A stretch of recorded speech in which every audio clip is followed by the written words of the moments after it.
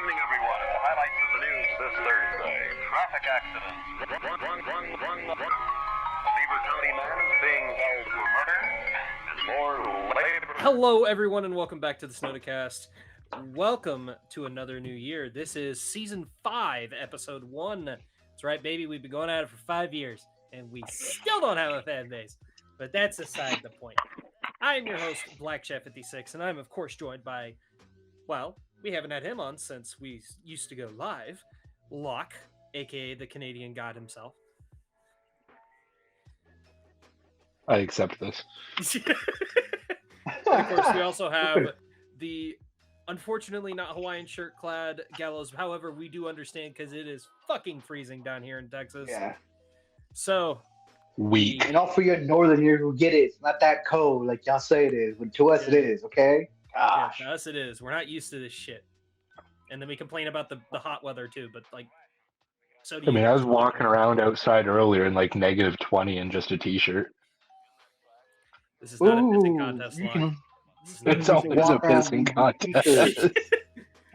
But going on to a pissing contest to see how miserable or how great our lives is, let's go ahead and ask the age-old question of weekly updates. This is the segment of the show where we basically just catch everybody else up on what all has been going on throughout our weeks and just kind of get those lips talking. All right. So, Lok, as you're eating ramen Yes. noodles, how was your week? So far so good. I've made the decision to go for policing like I've wanted to for years now. That's good. So I just need to whip my ass back into shape. That's As well as I'm smart. also working on my certification for cybersecurity. So Oh, hey, there you go. Oh, nice. Nice. and I'm What looking do at they cars call that it? are way out of my price range. Cars way out of your price Huh. range. Yeah, sounds about right. Yeah. Are they called Scouties? No. Mounties. You mean Mounties? Mounties. There we That's go. completely And different. that's the RCMP, and they take care of everywhere but Ontario where I live. Yeah. And on top of that, Mm. think of the Mounties more like Border Patrol meets Texas Rangers. That's essentially the Canadian Mounties. The Mounties are your federal police, so like your FBI. Okay, so they're more like Oh, the okay. FBI, more like state troopers, basically. Kind of, yeah. Okay, that makes sense. All right, so Yeah. there you go. So, Gallows, speaking of you, how was your week? Work and work, honestly. Sounds about right. I feel that. Yeah. Yeah. Well, I don't really do much, honestly. It's just because I don't really have anybody to hang out with down here. So, Hey, there's dude, I that. completely understand. That's why I keep telling you, and get your ass plus, I up just here. rather But fucking work. I'm not gonna go all the way up to Fort Worth. You know how much work that is? I would have to pack up a bag of clothes, get on a bus, ride it all the way up to Fort Worth, live with you and your friends. Actually, doesn't sound half bad. and Actually, actually want to meet you before you do that, but that's a different story, and that's a different conversation we can have after this. But that being said, my week, if you haven't noticed, a lot of things have changed in my background. This is more than just a week thing. This has been kind of like the last month. But if you haven't noticed, I have new lights that actually work really, really well. And of course, if you haven't noticed, the camera angle is different, and that is because I do now have a gaming PC. I don't necessarily feel comfortable sharing the specs online, but it definitely comes down to a factor of I am very proud of this PC. I finally fucking built one, and this is actually my first build, and I'm already going to be adding some upgrades here and there throughout time. But for right now, works really solid. It's actually running this really, really well. So I call that a win. But aside from that, I do have a newer job. Hopefully it doesn't last that long. It is something to get me through the winter. And then I have a possibility of going to another HVAC job soon. But that's neither here nor there. So that being said, let's go ahead and go into Now Showing. Now Showing this week, we have the TED TV series. Streaming exclusively on Peacock. Straight on the cock, baby. And it's how some people like it, but Jesus Christ. So Jesus Christ doesn't like that. I know Jesus Christ doesn't like that. But Anyways, Ugh. Gallows, I think you were the only one out of our group that has actually watched a couple episodes. What do you think? Oh no, I watched the whole first season. It was really it's really funny. At Okay. least in my opinion, it's because how to put this, because it has the blatantness of making fun of everything and everyone on one subject, Hmm. and still kind of be on the edge of, oh, it might be canceled because of the jokes Yeah. type Well, of situation. I Yeah. mean, South Park is still going strong, so yeah, and they've never Yes, been that's any. true. That is true. I hope if they get a second season for Ted, they don't do it either, because all it is people are comparing it to Family Guy, a live action Family Guy, I basically. mean, essentially, that's what it's supposed to be. I mean, it's a Seth MacFarlane show. So, I mean, live action True. Family Guy, not necessarily, but I mean, that's essentially what Ted was. It was Family Guy humor on an R-rated scale in live action. So, not too far Yeah, off, I just actually. I mean, it's just Boston humor, which is still frat boy humor, in my personal opinion, and frat boy humor is fucking hilarious. I'm sorry. it is yeah, it is usually. hilarious. Yeah. If I would have gone, if I would have went to university, I think I would have joined a frat house. If I had gone to university, I don't know if I would have joined a frat house, but I could definitely see myself being friends with some frat people. I could never fathom the price of going to university. Neither could I. Well, y'all Canadians get free college. No, we don't. No, they don't. No, oh, No. sorry, You do that's if somebody else. you do Yeah. if you're native. Mm. You'll still have to Yeah. pay taxes on anything. Yeah, so just because you get college for free doesn't mean the taxes aren't going to bite you in the ass. That's true. Yep. Yeah, we don't get free college here. For a full. So it's one of the alarms here at work. I just got to silence it. It's all good. Hope it'll be For safe, is it? pardon? Gallows, what'd you say? No, I was saying is everything okay over there? That's why you said your alarm Oh went yeah, off it's at just work. if certain doors are open for too long, an alarm sounds. Just saying that it's open. Mm. That makes sense. But no, college here for a 2-year program, you're probably looking at about $15,000. Sounds about right. Yeah. So Yeah. Yeah. Anyways, Anywho, so I mean, I'll probably eventually check out the TED TV series, see what it's all about. I mean, one of my roommates has Peacock, so I could definitely check it out. It's it's on my to-do list, but I also tried to watch the Twisted Middle series. I got a couple episodes in. It's fun. It's also on Peacock, and it's yeah, on Prime for us here. it's on Prime for you guys. Yeah. Huh? Weird. mm. Never would have I thought that. mean, I don't condone piracy. Okay, I don't condone piracy. What's Most of the stuff I watch is I've most of never the heard stuff I of watch this you can't watch. newfangled thing. Yeah. What's piracy? I've never heard of this newfangled thing on the internet whatsoever. It's this anime about people trying to find the One Piece. Oh, that Oh, thing. Okay. piracy. Yeah. Okay. Ah, all right. Hello everybody, my name is Ty, also known as Bubbalo on my new YouTube channel, and I'm coming with some sorrowful news this afternoon. I actually saw a video yesterday and I kind of had to just process the whole ordeal. It seems to be not a rumor, no hooey kadooey, no some abracadabra crap, but today, as of yesterday, the creator of the Game Theory, along with so many other channels, the one and only MatPat is officially retiring off of YouTube, not until doing a big farewell by uploading just a few more videos before stepping back and handing off ownership to somebody else that he trusted, which he did announce in his video.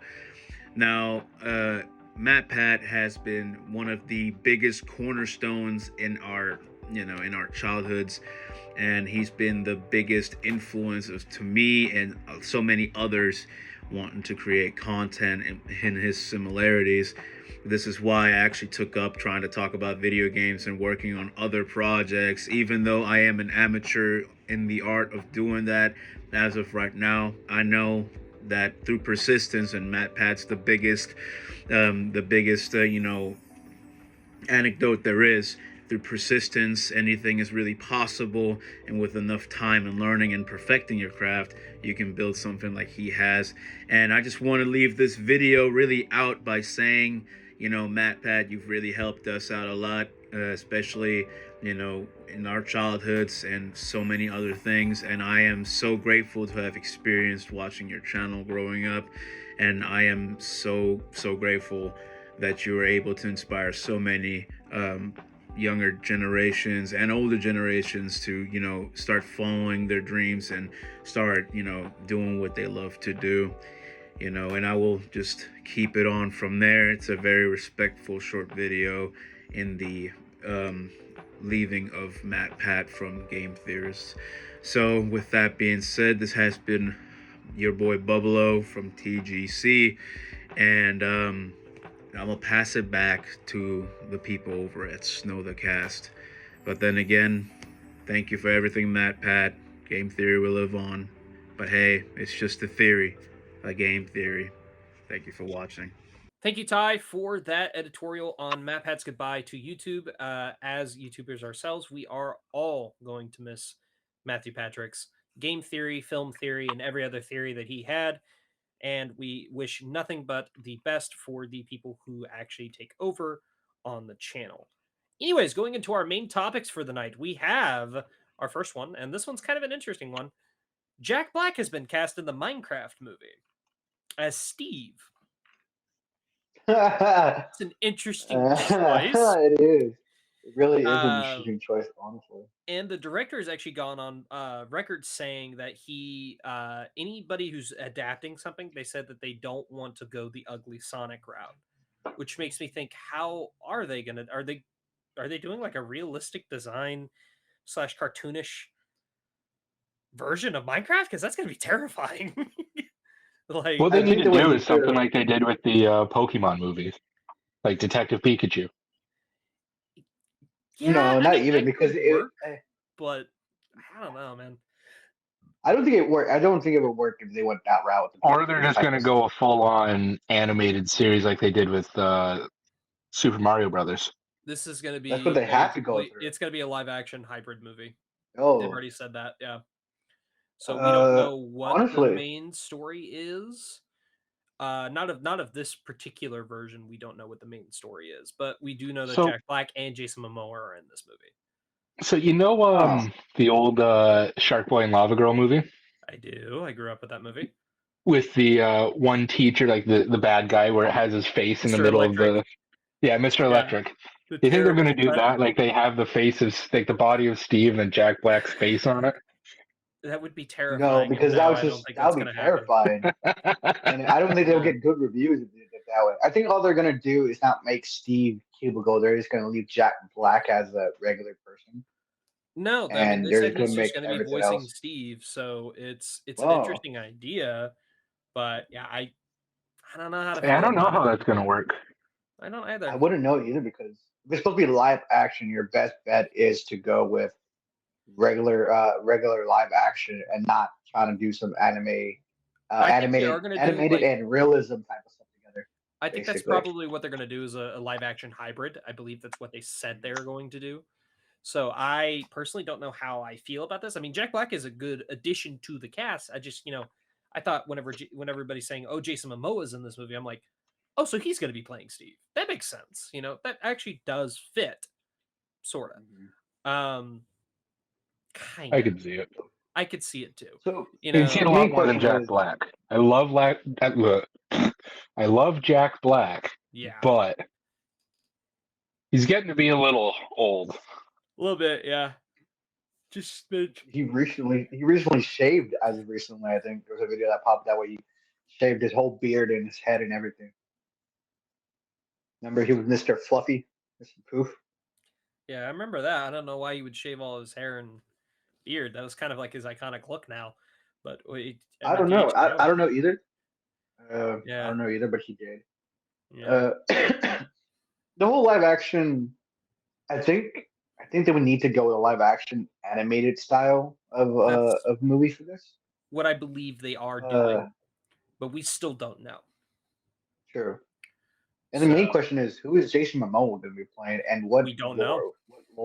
What lore are they going with Minecraft? Because I think there's like multiple lores for Minecraft. I believe there's two. There was one before the official lore came out, and now there's the official lore. So I believe they're going to go with the official lore. And in my opinion, I think this is one of those. Is like, I get that now's a good time for video game movies, like video game adaptations. However, I feel like this is kind of 5 years too late.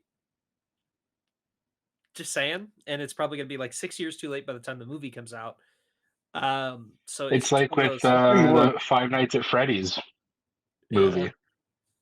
Like, Well, not really, because Five Nights at Freddy didn't really pick up on it hype until after like the last game came out. Well, Like, to be the fair, third the or fourth creator of game Five came Nights at out. Freddy's wanted to make the movie within like 5 years of it reaching its peak. So, like it was still peak when he was wanting to make the movie, but he was very nitpicky about it because he's like, I want this done right, but I also understand it's an adaptation. So that's why we got such a different version.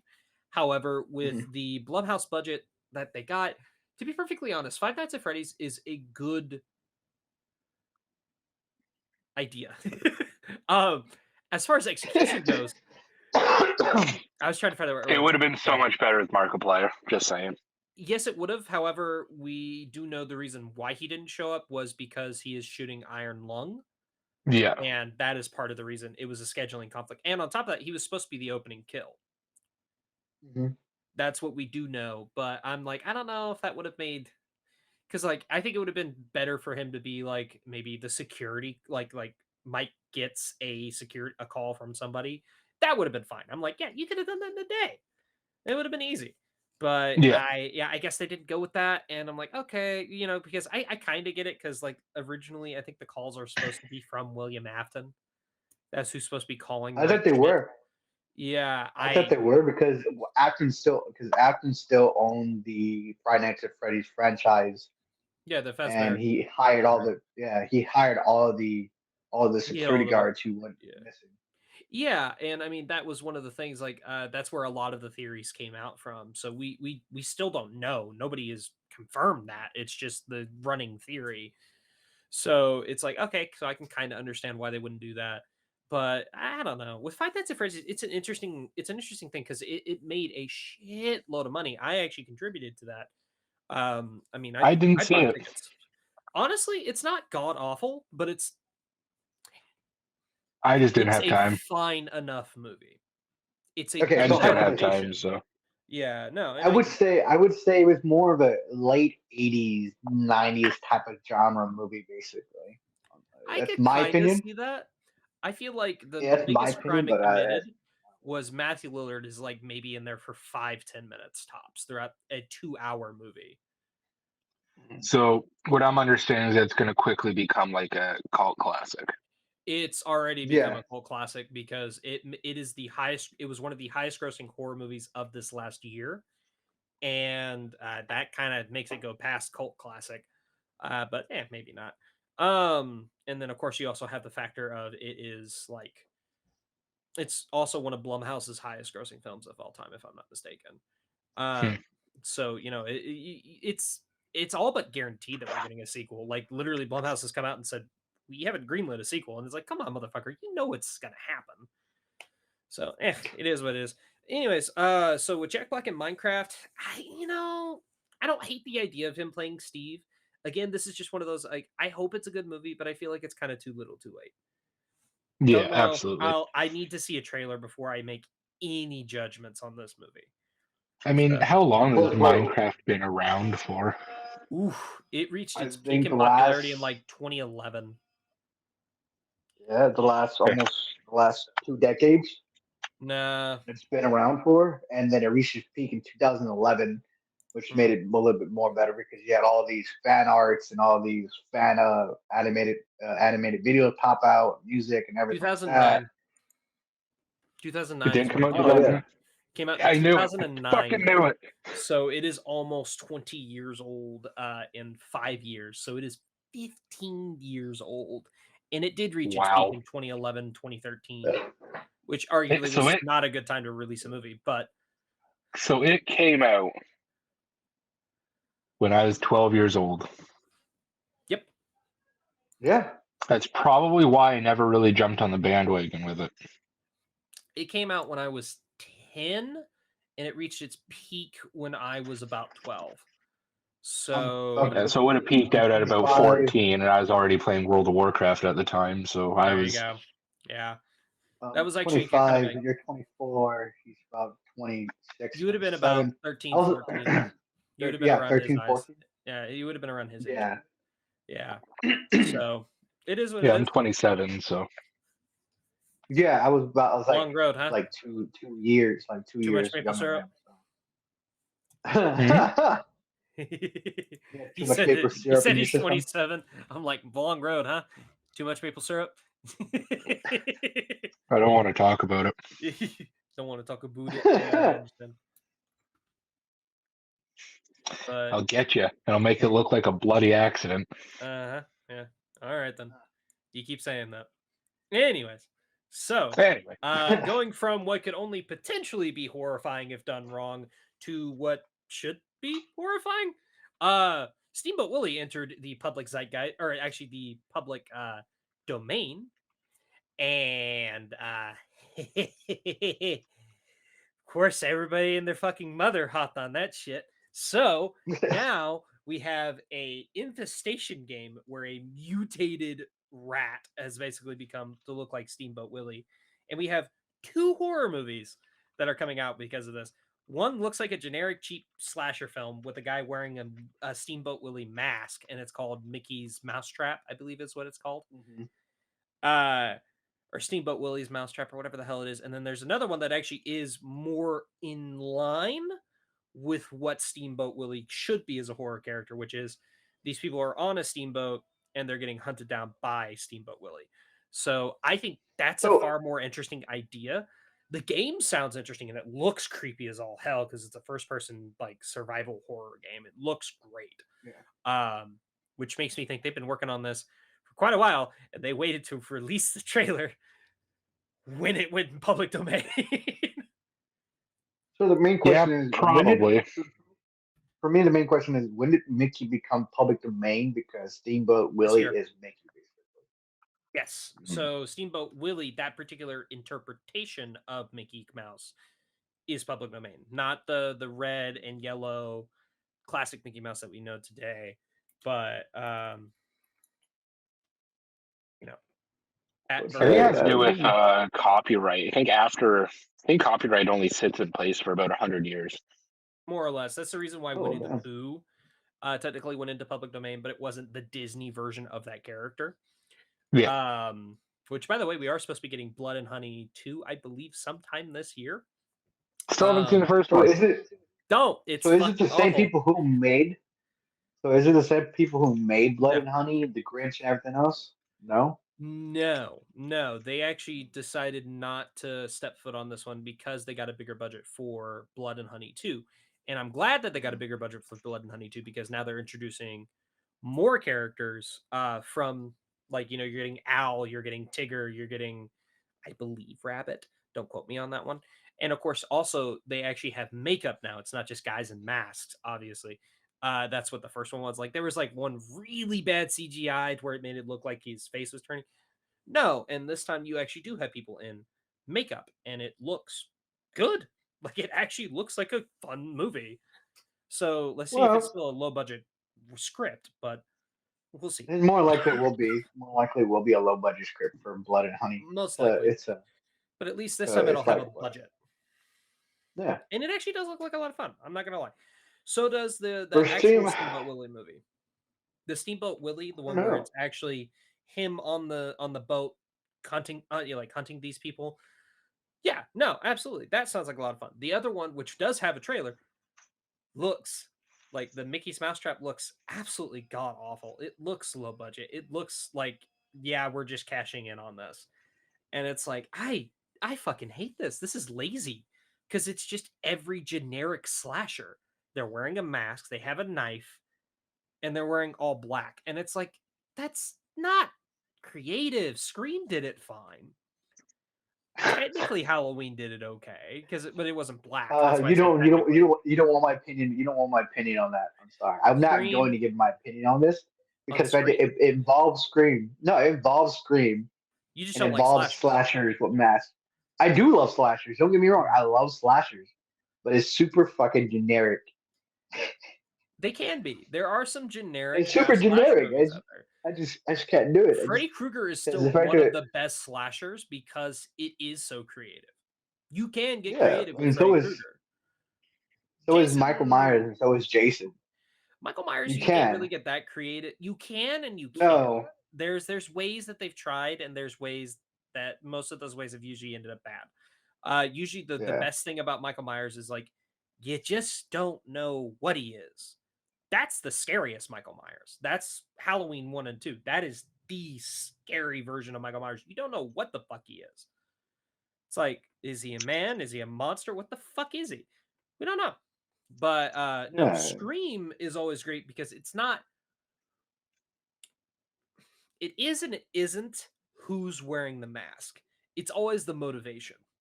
And the motivation behind a lot of the Scream killers are usually pretty damn good. It's just the same thing over and over again. So basically, for the whole Scream series, is that the main character's family got somehow involved with these slashers who want either revenge or want to be stars from the murder series. So basically, here's why you're wrong. That's the first 5. Oh no. That's the first 5. You can't tell me it's not. It is because I've had to 3. The first 3. I'll give you first 4. Okay, well, first 4. The first 4 because I've had to because different characters. The Scary Movie series ruined Scream for me. I don't blame you on that one. Like every time I see the Scream mask, all I can think of is the Wazam. No, the other thing I can't not think of is the, oh man, I'm fucking stoned. The fucking rap channel. I stopped the gas. Oh, that's and he killed everybody in the room besides Smokey. Yeah, besides Shorty, yeah. Fuck it. Yeah, like those. I can't watch Scream now. Shoots him in the lung, and he's like, "Oh shit!" I can't watch Scream now because of those movies. It's like, that is the sole reason why. Yeah, that first one was making fun of Scream and I Know What You Did Last Summer at the same time. Yeah, it really was. Those were fucking hilarious. I love those first 2 movies. Even the third one's okay. I'll give the third one credit where credit's due. The third one's actually pretty fun. You can't not turn down slapstick from Charlie Sheen. Come on. Yeah. I mean, you want to be honest with you? I think his best acting is slapstick. I understand. I mean, he's a great actor. Fucking hilarious, man. I'm sorry. He's funny. He's funny. He's funny as hell. He has some really great acting skills, but his best acting is nothing but slap shots. Slapstick. Yeah, exactly. So slapstick. No, like, and the greatest thing about it is he always plays it serious.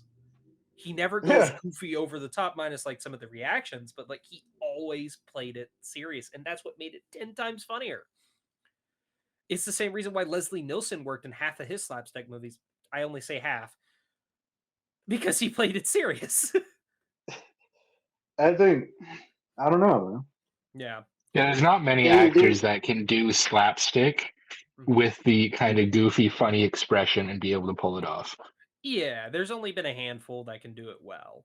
Like the first one that comes to mind would be Jim Carrey. Jim Carrey is one of the better ones, yes. Both of the Wayans do slapstick pretty well as well. I would argue. Yeah. The Wayans brothers, they do. Marlon and somebody else. I forget his name. He played the Parent Traps, the twins. What's it called? The twins. Lindsay Lohan? The Lohans. Lindsay Lohan. She plays some good slapstick scenes. She did some slapstick. Not often. I think she did the last Scary Movie. Yeah, but that movie was bad. It was. god-awful. It was one. It was more of one of her better. Okay, well, better. She was next to Charlie Sheen doing slapstick. That's what it came down to.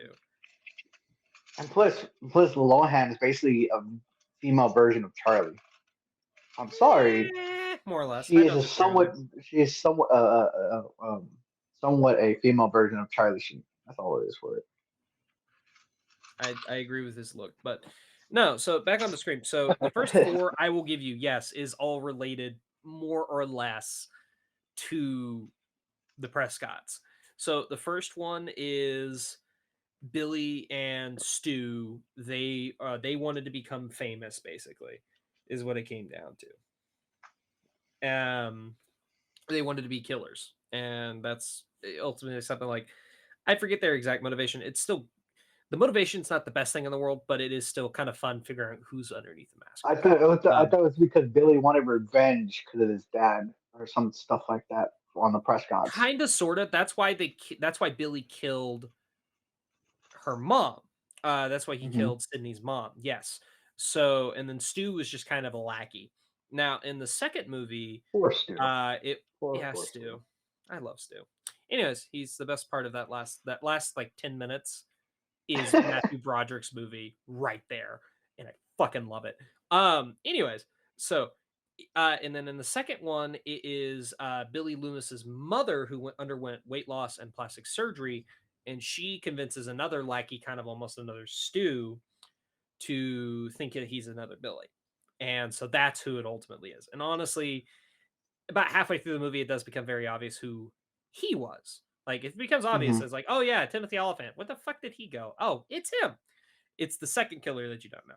The third movie, good God, the third movie. I feel so bad for that movie. I've said it before and I won't say it again, but like, just if you're at all interested, look up what the original concept for Scream 3 was going to be and why it didn't go through.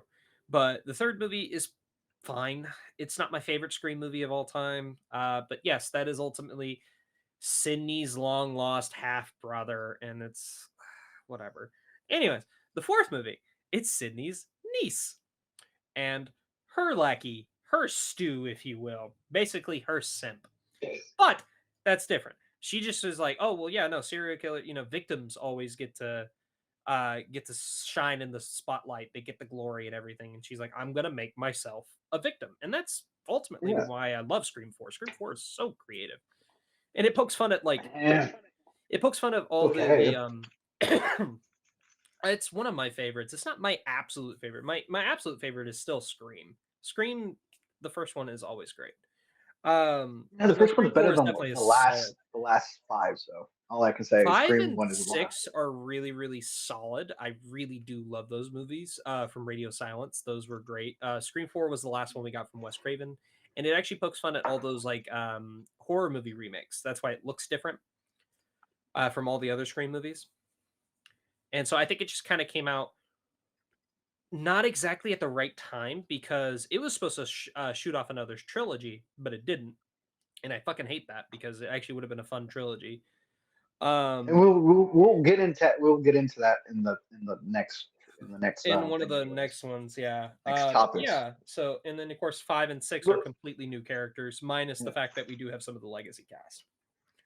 And they kill off like what, 2 of the legacy cast? No, Gale is still alive. Oh, of course. They only killed off. It's Stu, right? No. Yeah, Dewey is the only one that's Dewey's the only one that's died out of the original trilogy, or out of the original core 3 that survived all 4 of those movies. I don't know. When it comes down to slasher mass movies, to me, it's a more lot of of them are very silent. To me, it's more of the silence of the character. It's not no talking. There's no motivation between him.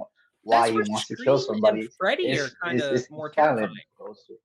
Yeah, that's where Scream and Ted and Freddy are kind of more terrifying, because like we've had countless, God knows how many silent slashers, whereas Freddy will taunt you. Scream, they can basically be anybody, and that's terrifying. And on top of that, they can talk, and that's why you don't know who it is, and they have that voice modulator. And it's just one of those. It's like, Okay, so that actually is a genuinely like. Do I consider any of these movies scary? No, I'm numb to it. But like, Scream is still a really solid franchise. And then Friday or Nightmare Before Christmas or Nightmare on Elm Street. Mine's is more of like Hush or the Hush is Manson, or the ones Yeah. that's supposed to follow the Manson family murders, basically. You know what I'm talking about? I think Supposedly the it's supposed kind of to, but I think the kind of like slasher flicks and everything, like Scream or Nightmare on Elm Street, it's the realism behind it. yeah, Nightmare on Elm Street is a nightmare. It is a living nightmare. That's where And it's terrifying. That's the scary part, because that kind of shit might not necessarily never happen. Yeah. Like, people go through, like, they wake up to nightmares. They have like their paralysis demon, as you call it. They see shadows, kind of thing, and they can very well die in their sleep because of a nightmare they had. That's not out of the realm of possibility. Whereas I get that. Scream, they hunt you down. You are prey to them. They call you, they taunt you, they scare you, they keep you on edge, they tire you out. That is very much a realistic thing. Yeah. But when you have things like Friday the 13th, it's just a really big dude with a machete. It's pretty much unkillable. Yeah. For the most part. Like, there's no realism to it. That's why another thing like in the first one there was, though. In the first Friday the 13th with Pamela Voorhees, there was some realism to it. Yeah, absolutely. Yeah, she could be Mother killed. Mother gets revenge. Mother gets revenge. Yeah, Mother gets revenge. Any parents, and there was the what was it? Texas Chainsaw Massacre. Family Blair Witch Project. Yeah. The Blair Witch Project. Yeah. I have a love-hate relationship with that movie. There's a certain level of realism to it because it's all done by like a portable camera. Exactly. And the whole idea of the occult does exist. To what extent varies from person to person. Exactly. But the fact that it is an entity that you never truly saw. It just interacted with the world around you. You're seeing it through a shaky camera. You're hearing the heavy breaths, the footsteps of them running. You can hear the terror in their voice. That's why things like that do so well. That when you can relate to the character in that kind of situation, you can feel what they're feeling, sense what they're sensing. That's when you get a good horror movie. When you have things like what was it? Blood and Honey. There's no real sense of familiarity to it. Yes and no. to an extent, because the way they explain why they are anthropomorphic is actually legitimately kind of creepy in and of itself. Because, in the original Winnie the Pooh stuff, they are considered like stuffed animals. They're supposed to be toys that he played with in the woods. And he created a whole backstory around it. In Blood and Honey, they're half-breeds. They're half whatever animal they are and half human. Which, granted, is not real. No, hold on. Hold on. But I mean, if you think about it, with the possibility how science is going, real, that's true. Yeah, that right there, the whole science. If the way our science is going, the possibility of having a hybrid, of having a mixture of an animal and a human, is not out of the realm of possibilities. Right. Like, we're already splicing, was it lamb or sheep and spiders? Goats and spiders, sorry. Okay, so there's this guy. There's this recent TikTok video I saw. This guy, he decided to splice two DNAs. You want to know the two DNAs are? A caterpillar and a spider. And homie was like, oh, let me throw 1,000 of these out in the wilderness and see what happens. Oh dear God. That's what he did. He created a caterpillar spider. And it was with the goat and spider splicing. The whole idea of it is so spider silk, the tensile strength is exceptionally high for what it is. Yes. it is incredibly high. It's super lightweight, but also super durable when threaded. Exactly. Yeah, so they're wanting very to make light, body armor. very strong. I've They're known wanting to about make that. it. They're wanting to make buildings, Armor. bridges, armor. They're wanting to Yeah, make absolutely. clothing, everything out of it. Yeah. But the amount that you can milk from a spider is It's such a nowhere near minuscule enough. amount. Yeah.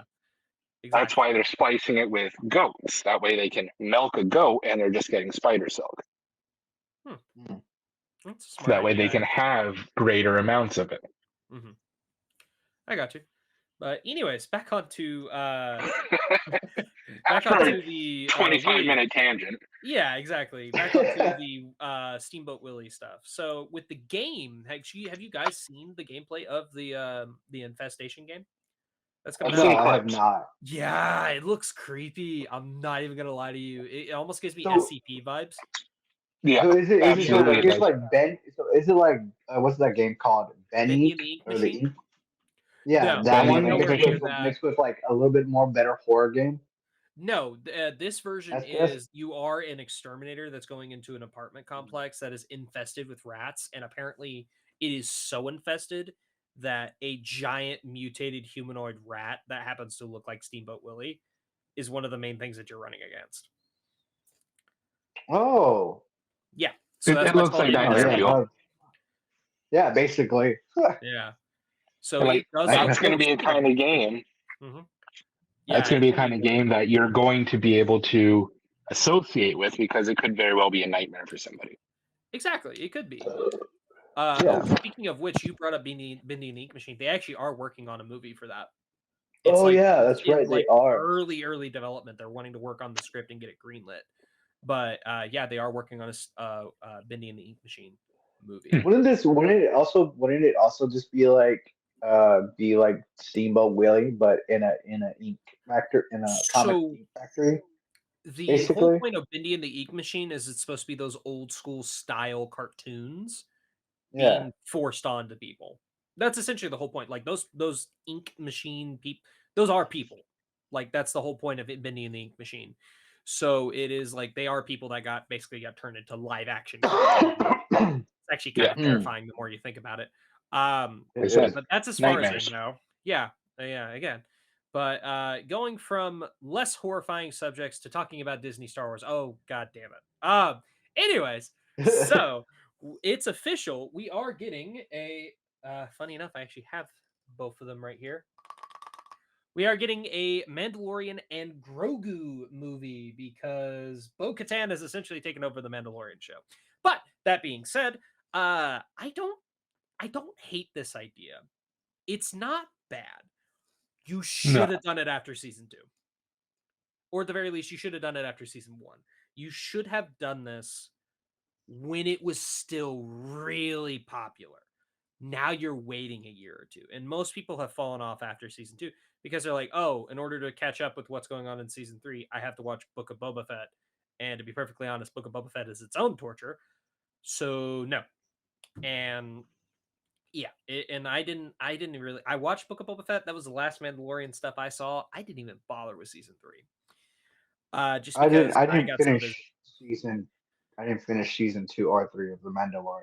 I'm sorry. I didn't finish I season am. 1. It was pretty good. I will give season 2. Season 2 is Boy, that's actually amazing. halfway decent. The way it ends is great. Like you could have ended Mandalorian.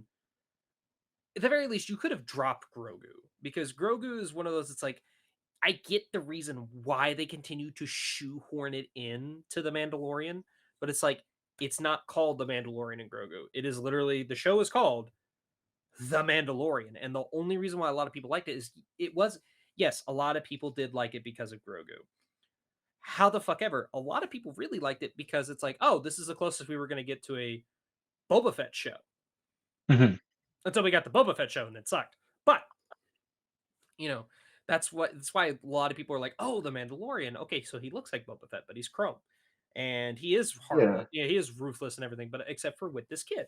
And it's like, okay, so that would have actually been a far more interesting show. But no, they decided Personally, to go I think that it jumped on the kind of bandwagon that The Last of Us had.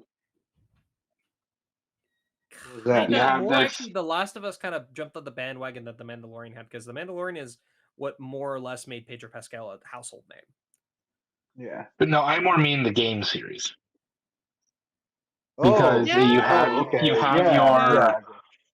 have your strong father-like figure, and your smaller child-like that's still learning from this person, learning what to do, learning how to survive, how to function. Well, that's how Pascal. Hold on, because that's how Pascal became. That's how Pascal became a household name too, because he went from being known as Jug Narco to loving badass, will kill anybody who gets in my way because of my daughter or my son character. You know what I mean? He was kind of playing with his strengths, and whenever they casted him. And there was also the Halo series, because he did play Spartan 117. No, he didn't. Did he?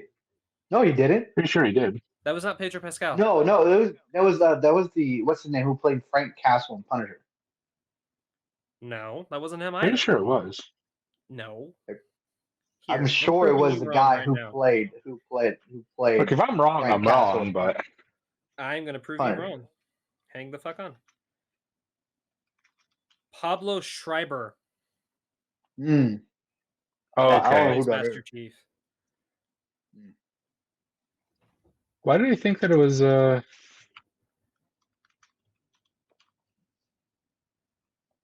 guessing you thought it was Pascal because he plays as a space soldier, anyways. No. But matter. What do you guys feel about the possibility of a Mandalorian and Grogu movie? I think it's a fine idea. I agree with you. I agree with you. I think it's a little too late. The final nails have been already kind of set in Disney Star Wars. Fucking Rise of Skywalker proved that point. Hell, I think the Rey movie just got canceled too. They were going to make a Rey solo movie. Well, I think a big issue with Rey as a solo movie is that she wasn't well received. No, she's essentially a Mary Sue. But you can also say that about Luke Skywalker as well.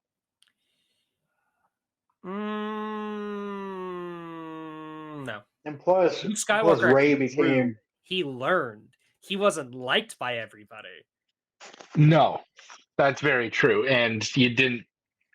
My biggest issue with it is in the very first one of that new trilogy. Luke was.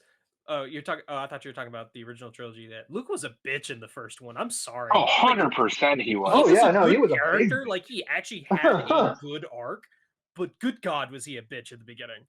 Oh, absolutely. But I mean, in the very first movie with Rey, when they're fighting on the imploding planet, like her and Kylo, he is a trained. He was trained by Luke Skywalker. He's a trained Jedi turned dark, and further being trained by Emperor Palpatine. She has no training whatsoever, and yet holds her own under his ass, and actually kind of fucking beats his ass. Yeah. Now I will say that he did take a bowcaster shot. She was destined for greatness. She was already powerful before she had any kind of training. Granddaughter. Exactly. She had no pilot training, yet could fly the fucking Millennium Falcon like she had decades of experience.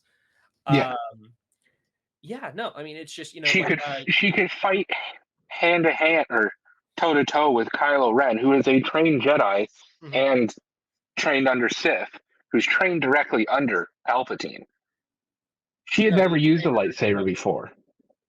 He was trained under Snoke. Well, essentially Palpatine. Yeah, that's a fair point. Anyways. But she had never had any lightsaber training. No, you were like your Padawans throughout Star Wars lore. They are trained from like 4 years old, give or take, to handle a lightsaber because it is a very dangerous weapon. For any of my anime, and they have dozens of years of training, and even then, they still might not master it. Exactly. And So she what- can what's- pick what one does up and the- immediately go toe to toe with somebody. That's my biggest So issue would this with be it. genetics though? So would this be a Like, genetics because Like you he can has have your Palpatine's genetics and Skywalker is talent connected to Anakin Skywalker and still gets his ass beat in Empire Strikes because Back. this And can he make only has people one hate training me. with Yoda. This can make people hate me. I don't think Anakin was that good at wielding a lightsaber in the first place. he was one of the best, I'm actually. sorry. Yeah, he was. I'm sorry. To me, Anakin was not the best. He was top tier. But he was like he was like around top They never 5 said he was the characters that best. would have lightsabers. That was the best. They never Besides said Yoda. he was the best lightsaber combatant. They always said he was a really hell of a good pilot. Like they did say that. Like they did say he was. He was like the hell best of the best of pilots. Yeah, he was a hell of a Jedi pilot. But I mean, if you also look at his lore, he was fucking pod racing at 8 years old. Yeah, exactly. Which is, you know, that's like that's like being an F1 driver at 8 years old. Yeah, even Qui-Gon Jinn said it's very dangerous, but it also takes a lot of skill for a grown adult to do that. So yeah, exactly. Yeah, so they always said Anakin was a hell of a pilot. They said he was like one of the best of the best when it came to piloting, but like when it came to lightsaber dueling, he was up there. Yes, he was definitely considered a high tier combatant, but he wasn't the best. They never said he was the best. Now, honestly, if I'd say anybody was the best, if anyone would be the best. They kind of do say that he was the best when the way they speak about him in the movies. In the movies, they say he was he was a great fucking Jedi. He was a great Jedi. He was a great pilot. Yes. Now, of course, that was all before the prequels even were a thing. So I will give you that. But no, no, when it comes down to it, like Anakin is a hell of a fucking duelist. Like, I mean, shit, he went toe to toe with Obi-Wan and almost beat his ass. So he went toe to toe with Count Dooku. That's true. Who was considered to be one of the best duelists of that era. That is true. I think hold on. I think Dooku let him win. I honestly do. The reason I do, because he knew that was his master's plan for him to die and for Anakin to become the new plan for him to get killed.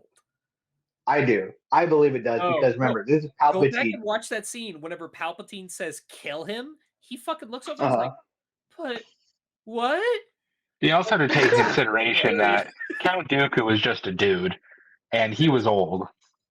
That is also true.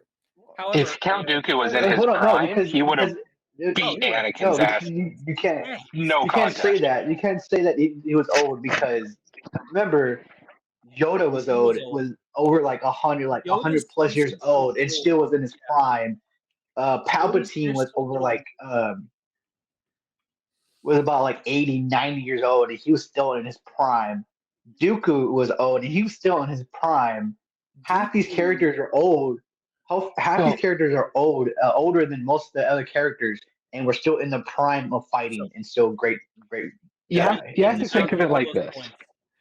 There's so little known about Yoda's species that obviously we don't know much of anything because it's been. He lived until I believe he was like 900. Yeah, he was like 989 years old or some shit. And then on top of that, you bring up Palpatine. Well, Palpatine had secretly been a Sith Lord and was probably training and fighting, and he was considered one of the most powerful Sith Lords. So you have that aspect as well. Dooku was a Jedi, and then what ended up happening is he actually left the Jedi Order to help his family, hence the reason he is considered a Count Dooku. He's a Count. You know, like he owns estate and everything else like that. And he actually left the Jedi Order in his prime to go do that, and then he became a Sith. So the reason why he wasn't in his prime whenever he was fighting Anakin. Now, Anakin, the first time they fight, Anakin was just an arrogant little bitch. That's essentially what it comes down to. He was a teenager. Anakin was a teenager whenever he first fights him. Now, the second time, Anakin had actually grown in skill and actually became a good Jedi. And yeah, he kind of caught, I think it more or less caught Dooku off guard with his own trick.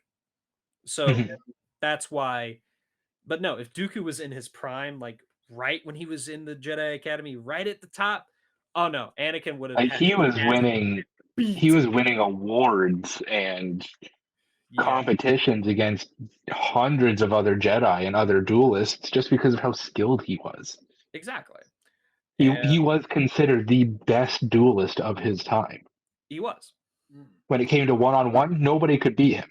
Like it was even said that if he were to take on Yoda, odds are he would win. Exactly. So I still think it's more of a genetic thing. That's my opinion. I still think it's more of a genetic thing. For Rey because she had the genetics of Palpatine, who was known as the greatest Sith Lord of his time period, of the time of the. And like that's where I can say that she could go toe to toe with Kylo when it comes to Force. She has that raw power. He has the training and talent. But when it comes to dueling with a sword, if you've never dueled with a sword before, you can't just pick it up and automatically know what to do. No, you can't. It takes years of training, even if you are considered a genius. It takes training, it takes endurance, it takes time, it takes practice, because you're holding on to this much of it, and then this much of it is swinging around. Exactly. You need to make sure you don't cut yourself. And when it's something that is as light as a lightsaber is to be described as, they are like 5 pounds. Yeah, they weigh tops. nothing. Oh. Yeah, they practically weigh nothing. And all the weight is in the handle. So you're not, and when it comes to actual sword fighting, the weight is in the blade. So you swing with the blade. But with a lightsaber, the weight is in the handle because the plasma doesn't weigh anything. Exactly. It can cut through things.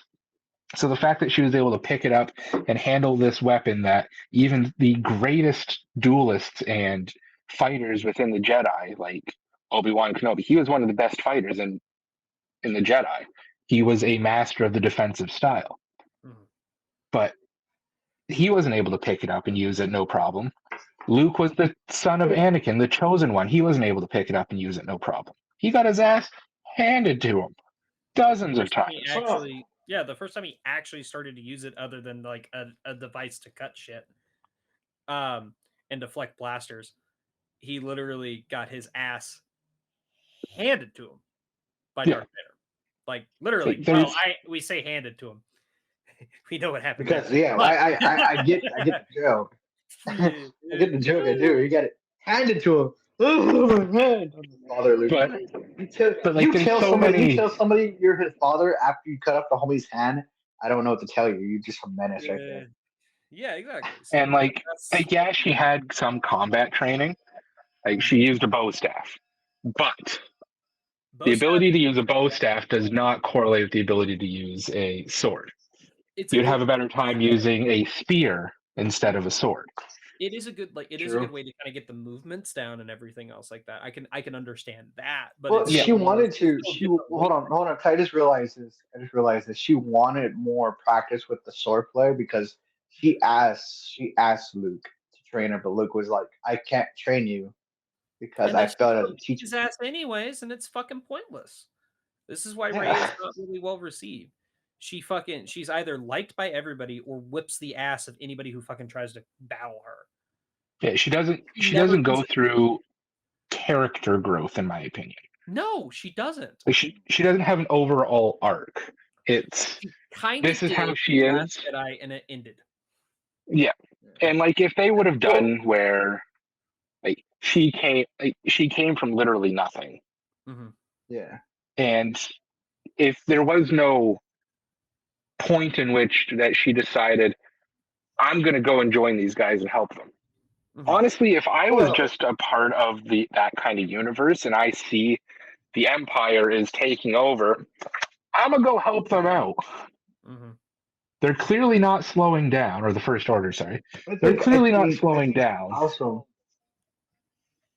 Also think why she wasn't really good received, because I just realized this right now. They basically try to give her Anakin's backstory.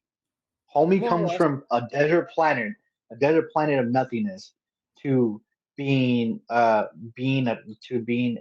young Padawan, to a somewhat Jedi master, to a Jedi master who is like supposed to be the one who destroys the Sith. So basically, I disagree and don't disagree at the same time. they essentially are giving her Luke's backstory, because Luke was a grown-ass teenager, and he came from a desert planet with absolutely nothing, and then just happened to have a lineage to an older character. But here's the other thing: they had no plan. But that's a different story. We've actually been talking about this for quite a while. So Yeah. Mandalorian Grogu movie, interesting, fine, I guess, but I seriously don't see the point other than to try to grasp on to what They should have. They like you said. They should have did. They should have did it after season 1. That's my opinion. They should have did it after. Yeah, at least season absolutely. Absolutely, they should have done that after season 1, like right at the peak. But going from right at the peak to dropping the fucking ball, there is some Scream 7 news that I would like to talk about. And I already hear Gallows rolling his eyes out of his skull. But that being said, so with What? Scream 7, we have had the main actress quit, Jenna Ortega quit. Neff Campbell said, I'll come back. No, she didn't. Hold on. She didn't quit. She got fired. She got fired. Lead actress the main actress got fired. Lead actress got fired. And what is this for, sorry? Huh? What is this for? I was having connection issues. 7. Okay. Yeah, so lead actress got fired. Jenna Ortega quit. There was your moneymaker right there, was Jenna Ortega. And then now the director has quit. And he has actually said, what did he say? He said something along those lines. Anyways, and then of course there's also been Nev Campbell who's been asked, "Hey, are you ever going to return?" And she said, "I will, if it's met to the right requirements." And she even said, "I hope they do the right thing," which is try to patch up with the lead actress. And I don't hate that idea. However, you have basically spat in her face. I don't think she's going to come back. And no, probably not. Now, that's being said, the Radio Silence they team, try to blacklist her. They try to blacklist her because blacklist her. Exactly.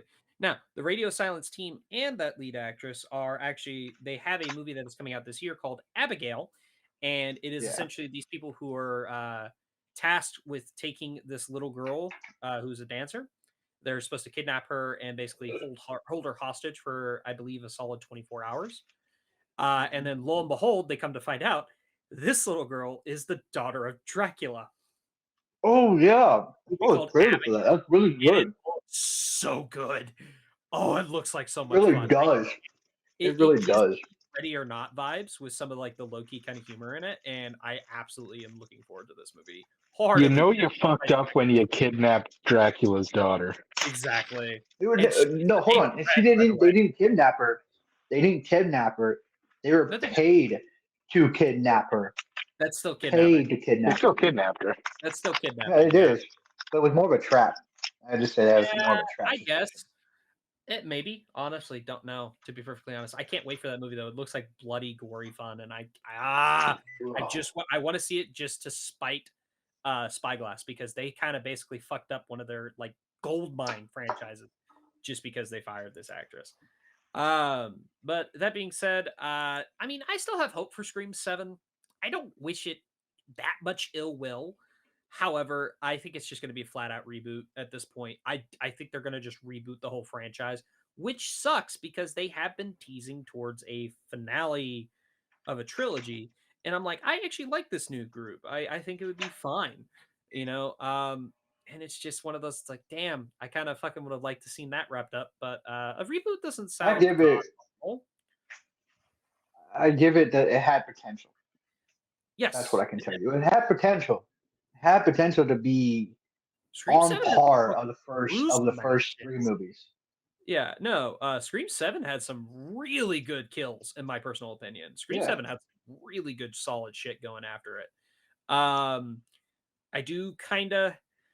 kind of agree on the whole, like, none of the core 4 die, and it's like, yeah, I don't disagree with you there, because like really out of the original group, there was like a group of 6 friends, and maybe 2 of them died in Scream 5. Yeah. And then you also killed off Dewey, which I still don't know how I feel about them killing off Dewey. Like, they did it tastefully. They did Dewey could have Dewey. I almost said Dewey. They did kill Dewey tastefully. Like, it was done well. It's just I don't know how I feel about them killing him. To be honest, they could have killed Dewey off in part 4. Why? Because it was a end of Sydney's story. More or less. Basically, they Yeah. could have killed Dewey in part 4 and be like, okay, well, Dewey's dead. Here's Sydney and the rest of the cast. Be like, okay, they all lived their regular lives after the horror they went through all of their lives, and that's it. And here comes a new group of characters who know the background story of the Scream movies. Well, what's it called? Stab, right? In their movie. In movies, they're called Stab. Yes. Yeah, in the Stab. Okay, the Stab lore in movies. They know the background story to it. They know what happened. Now, it's gonna repeat itself until it doesn't. Basically, situation. I don't hate that idea. Honestly, a pure reboot of the whole franchise is not the worst idea either. I don't hate. You just got to do it right. Yeah, you got to do it right. Yeah, you just got to do it right. But I don't know. Let us know down in the comments below what you guys think of what all was going on with Scream 7. So going from that, we actually have something that people are kind of interested in. I mean, aside from Scream, obviously. Going from stabby to fly away and save the day, we are actually talking about some Batman news for the DCU. Specifically, Alan Ritchson would like to play Batman in the MCU. For those of you that are trying to blank on his face, Reacher in the new Reacher series that everybody loves. I think he would do phenomenally. Oh, he'd be a phenomenal choice. I don't disagree. But what Batman? The question is, what Batman would he play? They're going because there's multiple different versions of Batman. So this particular version of Batman that they said they're going for, they are going for a grizzled older Batman that has Damian Wayne, because Damian Wayne is going to be his Robin in this movie. I kind of I'm very okay. So they're going with Dark Side reboot, basically. Not really, but kind of. Well, I say this. Good. Sorry, I was watching the camera. I think somebody just lost their dogs. Oh, that's not good. No. Oh well. Sucks to be them. Maybe you should keep them inside. Yep. If you're not going to take care of them, don't have them. Don't disagree. But anyways, I think Alan Ritchson would be a phenomenal Batman. Oh, and I absolutely love the Reacher series. Love it. Probably my favorite series over the last I've seen a couple of 5 years. Season, and it was phenomenal. I loved it. As soon as I saw it, I was like, it's basically a dickish Batman. Cool. And it just gets better. Yeah, I've been told. But what I would love to see, which we'll never get it, but Alan Ritchson as Batman. And he fits the size perfectly. Oh yeah, he's like Alan Ritchson is like 6'3". Yeah, he's tall. He's muscular. He's fucking big. Oh, he's built like a brick shithouse, just like Batman. The only thing though is that he's not black hair, blue eyed, but that can be changed with. That can be changed really easily. I thought he was blue-eyed. Exactly. He might be blue eyed, but he doesn't have black hair. I think he's blonde or dirty blonde. But I mean, I have a computer right here. I can just.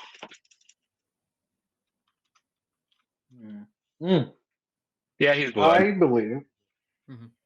But anyways, I'd love to see him with Henry Cavill back as Superman. Yeah, we're never gonna see that. But David. No, we'll never see it. He's basically bootleg Henry Cavill. He looks a lot like him. I think they make a phenomenal pair. Oh, they would. But don't get me wrong, Henry Cavill and Ben Affleck did a really, really good job too. They did. They absolutely did. I just don't see Ben Affleck. Hold on. I give Henry Cavill credit where credit's due. I don't give Ben Affleck any credit because I don't like the Ben Affleck Batman. Personally, I don't like him. I don't think it's that good. Dark Knight Returns Batman is essentially what it is. I think he played a good older Batman, in my opinion. That he did. How you see old Batman, he's heavily armored. Yeah. He has the voice changer. He tries to take everything on just toe to toe. Yeah. Because he's too old to give a shit. But I think like Alan Ritchson would, if they were to do a series based off of Arkham Knight or the Arkham Asylum game series, Ooh, he would make I a think he would be perfect perfect. Batman. that'd be a really Yeah, good he'd one. be perfect for that series. Like Absolutely, I don't disagree. he That'd be fits in just amazingly. Yeah, that is a really good fit. Actually, I don't disagree with you. And the perfect person to play Joker in that series would be William Dafoe. Too old, but yes, I don't disagree with you. An older It's Joker just- and an older Batman. I believe that'd just be Dark Knight Rises. I mean- Dark Knight Rises, the animated If series. Defoe was like maybe 20 years younger, I could see it work. In The main- Arkham Asylum, Joker looks old though. Yes, Well, but that's because he has the Joker, because he has that poison in his system. That's the reason no, he why. doesn't get the poison until he takes the Titan formula. Yeah, Oh, yeah, and that's sorry. in the second one. Yeah. Well, no, he takes the Titan formula at the end of the first game. That's why we get giant Yeah. Mega Joker. Yeah, And then that's what poisons him. I haven't played them well. I might replay them again soon. I need to replay them as well. I have all three of them, and I played all the way through them, and they're great. I want to Hold try. on. I just Mhm. realized this. Batman Origin goes with Batman Arkham Asylum. Arkham Origins, yes. However, it's not. It's fine. No. Batman Origins, the one where he gets a bounty on his head from from That's Penguin. Arkham Origins. Oh, well, yeah. Yeah, that's Arkham Origins. Yes, it is a part of the Arkham trilogy. It is But- considered the first canonical Arkham game. But Yeah. But even having I personally just want a better Joker than what they had for like Suicide Squad. oh no, Jared Leto's Joker is Because that was Yeah, really it's the last not time that we bad. saw a Batman and Joker on screen. Yeah, it Because was. we've had the standalone Joker, and then we've had standalone Batman. Technically, through a deleted scene, we did have Batman and Joker on screen again, but it was a very blurry Joker. You don't really see him that much, and that was in the Batman. It was a deleted scene. That was the Barry Keoghan Hmm. and Robert Pattinson. Give us Robert Pattinson. That's the name. I actually watched it. I kind of liked it. Really, kind It was a really good movie, and that actually is still going on. It's just a different canon. Yeah, which that's why I love like the DC universe with that kind of stuff and Marvel. They can have 10 different people play the same character. It's just different universes. Exactly. Sure. That's why I would say animated- give us Joaquin Phoenix's Joker mixed with Reacher's Batman. Mm, I think that's it's would not be, I the think that'd worst be okay. idea. However, I feel like Joaquin Phoenix's Joker is he's just crazy, and that's kind of where it comes down to. Whereas like you need a Joker that's like manipulative, maniacal. Like he's crazy, but he also kind of knows he's crazy. Heath Ledger was the best one, in my opinion. Heath Ledger is still one of the better Yes. ones. Yes. I will still always have a soft spot for Jack Nicholson. That's Yeah, just- Jack Nicholson was good. Yeah, and Cesar Romero is the always gangster great. Like, Batman, basically. yeah. Cesar Romero's always great because like that's just OG. That's classic Joker. Like that is when I want to think of like nostalgic Joker, Cesar Romero's the best. Like that's with Yeah. that was with Adam West. Adam West. You know who would be? You know what would make for an interesting twist? Hmm. To have Alan Ritchson as Batman and bring back Christian Bale to play Joker. Ooh. That could be interesting actually. I think Wait, that'd is be an this interesting reboot? twist, Is and you this could reboot the beginning? play a plot off of that as well. I'll do you one better. This would be interesting because it'd be a younger Joker, but I'm curious to see what like Timothy Chalamet could do with Joker. I feel like that'd be interesting. Chalamet? You want Chalamet to play Joker? Chalamet. I think it'd be interesting. I'm not saying It would be interesting. I'm not disagreeing with you. I'm not disagreeing with you. It would be interesting idea, but I don't think he has the chops to play Joker like that. Well, no, I think he has the chops for it. I just don't think a lot. I think he's still too young. I feel like if he was like maybe 20 years older, it would work really well. But no, I think a really good choice. I'm trying to think. I still think Dave Bautista Oh, needs to play man. Bane before he's too old. Yes, he does. So I think. What about for Joker, James Franco? Ooh, Franco? that's not a bad idea. No, look. I'm gonna be honest with you. Franco should never ever touch Joker. I don't see him as it. I don't see the potential of Franco playing as Joker ever. What about Playing James as with his Joker. brother? I feel like his brother would probably be okay. His brother, who's the guy who played it? The Bill it character. Nah, he will never do it. Bill 'cause he doesn't- Skarsgård. No, Bill He would never do it Skarsgård. 'cause he Bill doesn't like Skarsgård would do it. He Huh? wouldn't do it. He won't do it. He doesn't want to be typecasted. That's why he kind of did it and kind of fell off of it. You know, he's like, I don't want to do creepy characters because of creepy characters. So that's why I still think that William Dafoe would be the best pick for Dafoe would Joker. be great. Well, Willem Dafoe, everybody fucking know that Willem Dafoe would also Even be a Willem better Dafoe actor would than be fucking like- Heath Ledger's Joker. Well, here's the thing: is even Honestly. Willem Dafoe has stated that he's like, I'm too old to do this, but I wouldn't mind playing a Joker imposter who gets killed by the Joker. I'm like, oh, that's an interesting idea. I actually don't hate that idea. Now, I mean, it's not out of the realm of possibilities for Joker either. yeah. Now, here's my thing: if you're gonna do like a true, honest to God interpretation of Dark Knight Returns, bring back Ben Affleck. I think that's a good choice. And get Willem Dafoe to play Joker in that. Yes, I wholeheartedly agree with that. That would be perfect. Because it's both older Batman, What about older Batman, and older Joker. What about what? Let's see what the internet has to say real quick. Well, I mean, we got one more topic and then we're gonna end out. Yeah. Give us a female Joker. I really want to see a female Joker. I don't know. Here's the reason why. Because So on this list here, it It's says honest- number 1, William Dafoe. Number 2, Jake Gyllenhaal. Ooh, Jake Jake Gyllenhaal. Gyllenhaal. That's not a terrible choice, actually. What movies have he played in? I can't remember. He was Mysterio in Spider-Man. Oh Donnie yeah, Darko. yeah. He was Yeah, Donnie okay. Darko as well. I think he could pull it off really well. Oh, I think so I think too. so too. If you ever watched Nightcrawler, that's basically borderline Joker. Yeah. Nightcrawler. Yeah. Nightcrawler, the movie where he's basically a police chaser, is the essential way to put it. But he's like a kind of a borderline sociopath. So like he gets to the point where he starts like showing up to crime scenes before they're crime scenes and takes videos of it to try to get it on the news so he can get more money out of it. It's a really interesting movie. I highly recommend it. Yeah, I think yeah, go with that one. Yeah, and I mean, like I said, that's basically borderline Joker. I think Jake Gyllenhaal is a good choice, actually. I was just saying. I was saying Going that. from the dark and grittiness of the DCU, and I do know the reason why, because technically we do have a female Joker, the Flashpoint paradox. Oh yeah, we do. Yeah, it's Martha Wayne.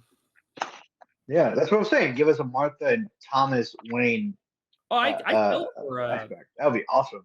I'd kill for a true Flashpoint paradox movie. I think Ben Affleck could play a really good Thomas Wayne. No, bring back Jeffrey Dean Morgan. That's who played his dad in Batman v Superman. Yeah. But Yeah. didn't Jeffrey D. Morgan say he does never want to play Batman ever again? He said he doesn't want to. I think he said he doesn't want to go back to Supernatural, is what he said. No, he never played Batman. He's just like, he's also a super expensive actor to work with. The fact that he's still doing Walking Dead never ceases to amaze me. The fact that Walking Dead is still a thing never ceases to amaze me, and not in a good way. Oh, we're talking about Nick. Okay, I know what you're talking about. Negan. Negan, yeah. Ben Affleck. Yeah, Ben Affleck said he never wanted to do Batman again. Yeah, there we go. Christian Bale, I believe, said the same thing. I think he said he would never do Batman again. Get Shia LaBeouf as Joker. Yeah.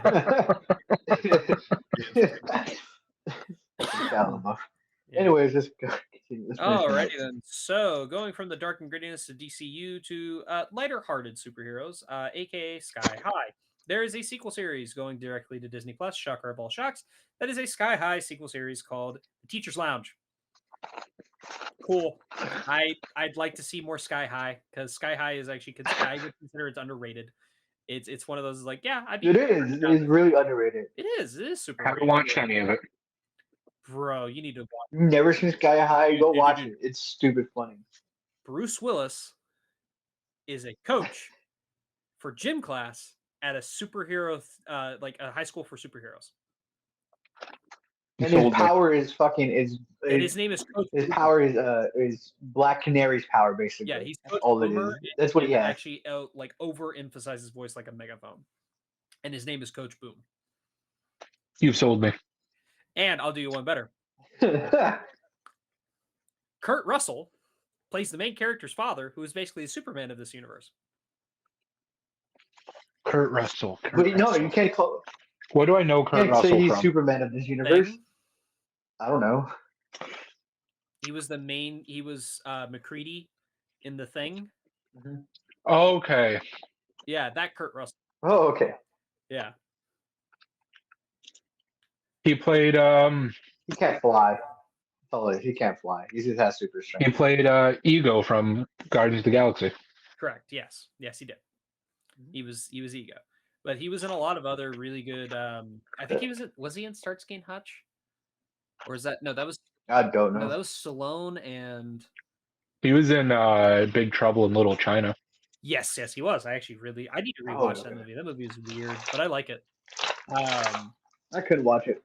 I watched it one time and it was okay to me, but now I can't watch it. It's a weird one. You got to be in the right mindset in order to watch it sometimes. You didn't catch my subtle hand gesture there.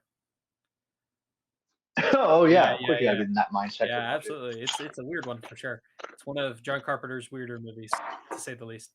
But that being said, I mean, yeah, not the biggest topic to go out on, but I mean, it's fine. I'm cool with it. You know, Sky High. Teacher's Lounge. Teacher's Lounge, exactly. Teacher's Lounge. Wow. Oh, also, who played the original Wonder Woman in the show? Like the show, the 70s show. What the fuck? What's her name? I don't know.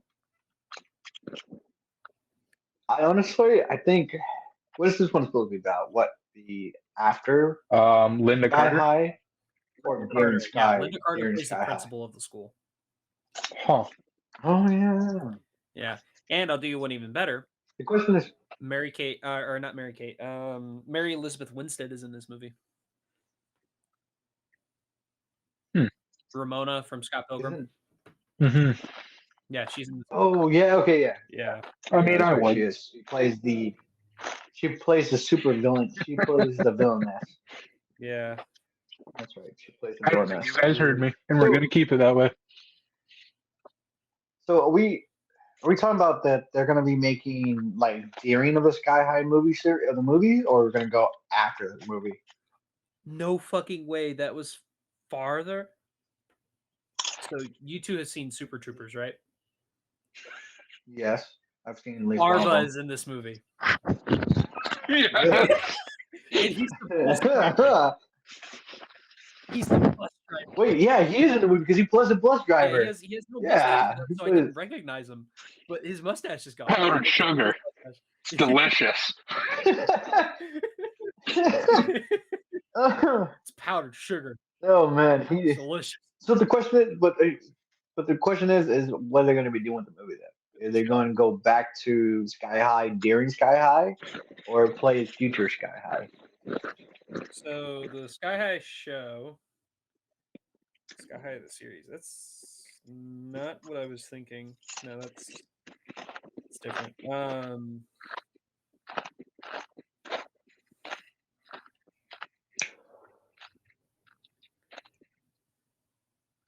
Sky High Teachers Lounge is a sequel set 9 years after the events of Sky High.